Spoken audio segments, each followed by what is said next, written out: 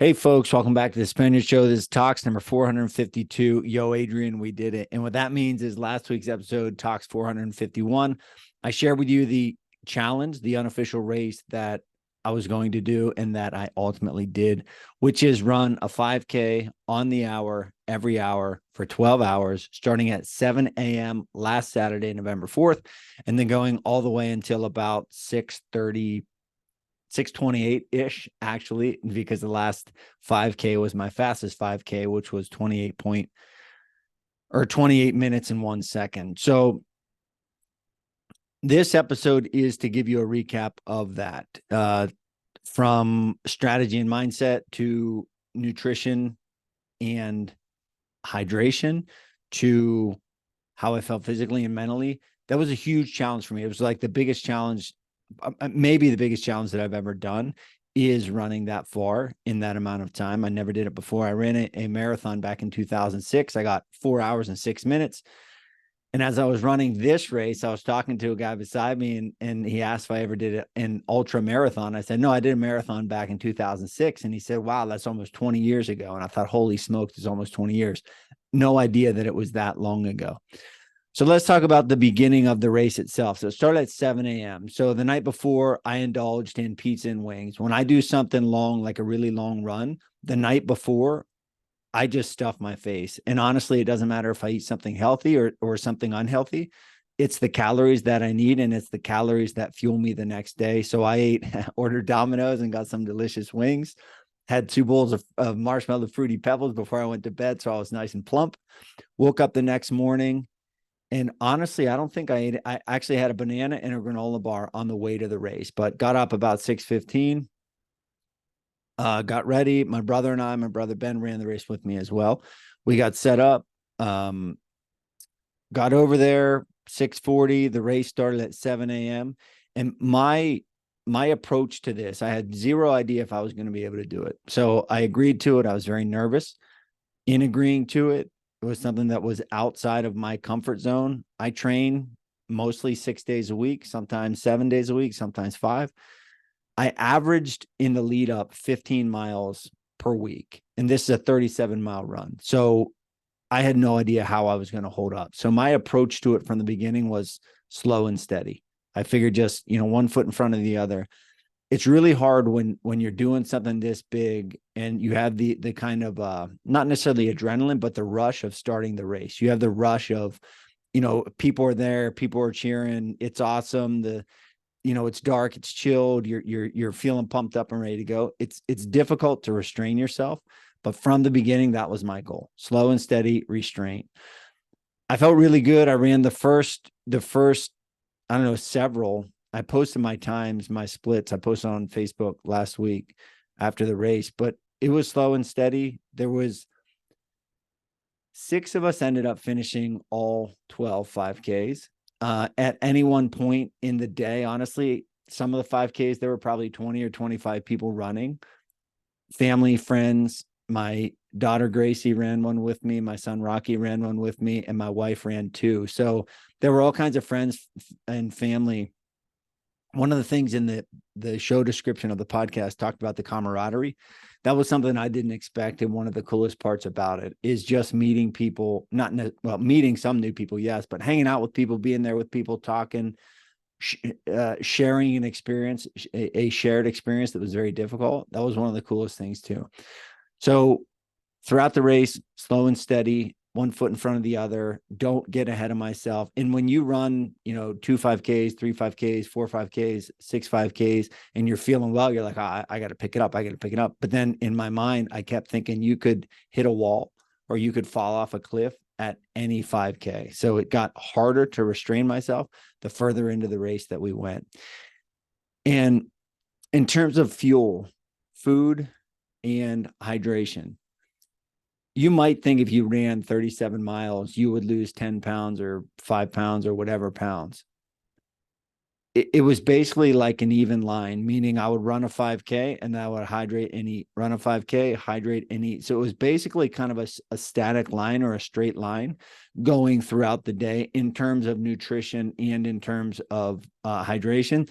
for me, I was drawn. There was a nice spread in the garage. There was a lot of volunteers, a lot of people who helped, and there were a lot of crock pots. The crock pots had some bone broth, or not bone broth, but just broth, beef broth, which was amazing. Macaroni and cheese. There were some pierogies. There was pasta. There was meatballs. There was my favorite. I think it's Pretzel Factory or Philadelphia Pretzel or whatever, where they have the little kind of nubs of the pretzels, the little round nubs of pretzels with the dipping, the buttercream or the icing and the cheese. I was drawn to the pretzels. Like the first 3 or 4 or 5 Ks, I was just drawn to the pretzels, and I ate them with plenty of icing, because at that point, and I have a friend, an acquaintance who is an ultra runner who runs far distances often, and I asked her, why do you throw nutrition out the window when you're doing these ultras? Because it's never about eating fruits and vegetables. It's about eating high caloric foods. And the reason is that your body is humming at such a high level that it's difficult.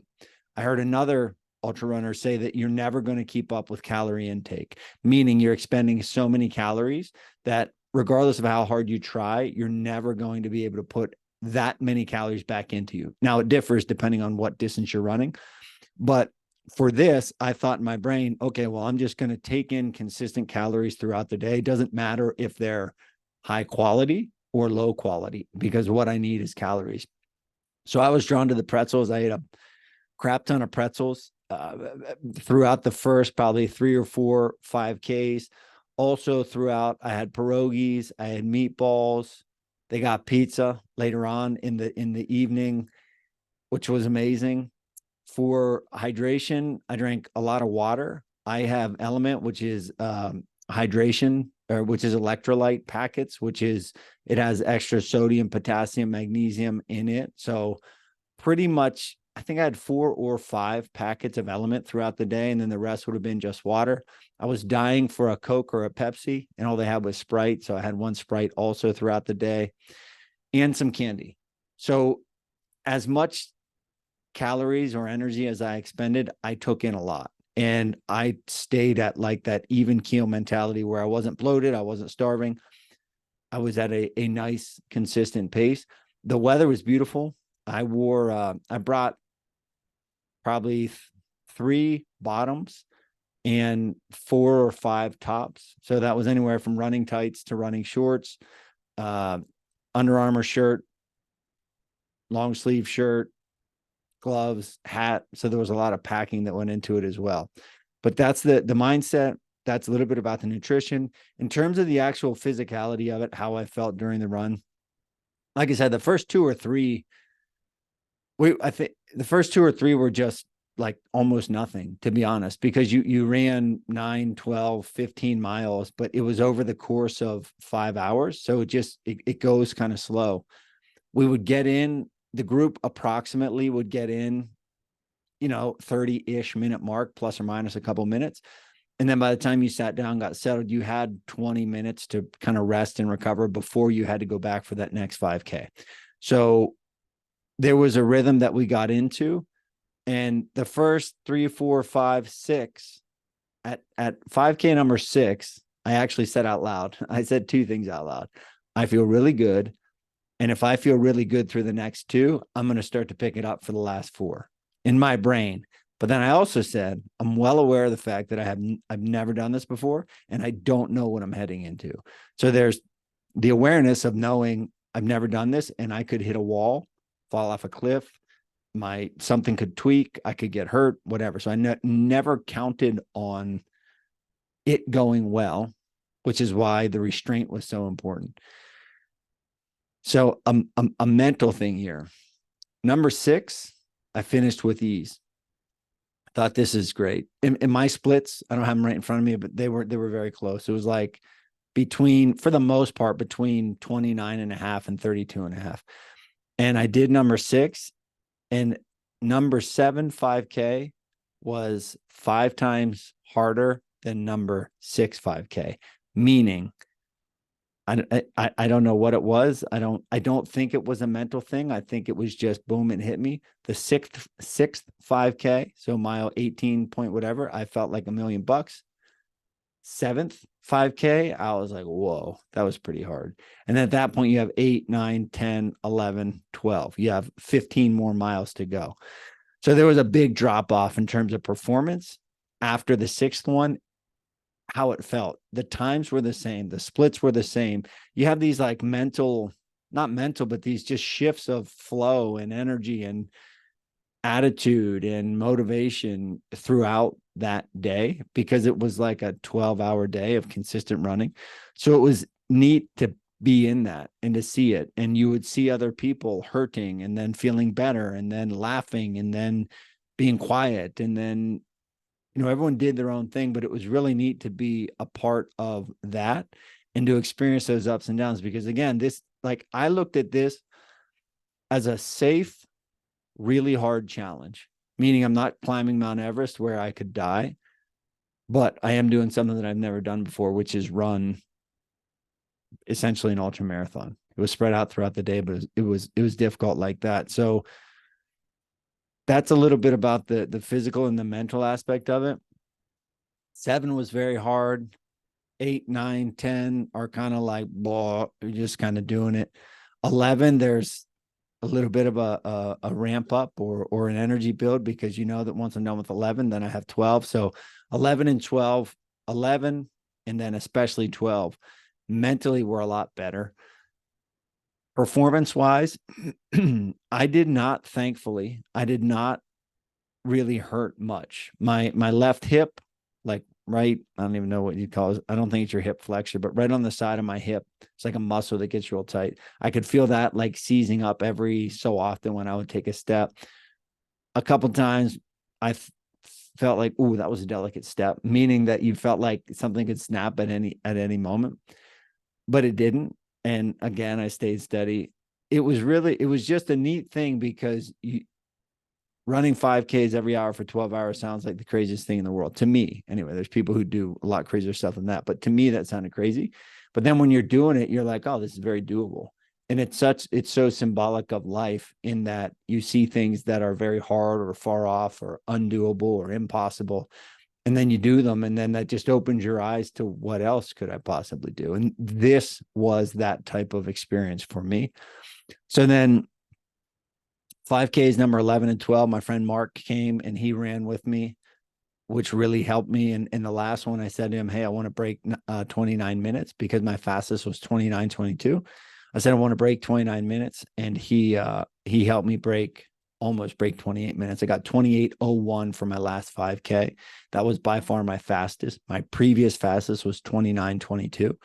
And so it felt really good. And I had my phone in my hand, and I had the Rocky soundtrack, and I was really getting into it. And I'm not going to lie, I got teary eyed a couple times, because it just felt so good to take on a challenge that for me is such a big challenge, and then to actually do it and do it proudly. I was like,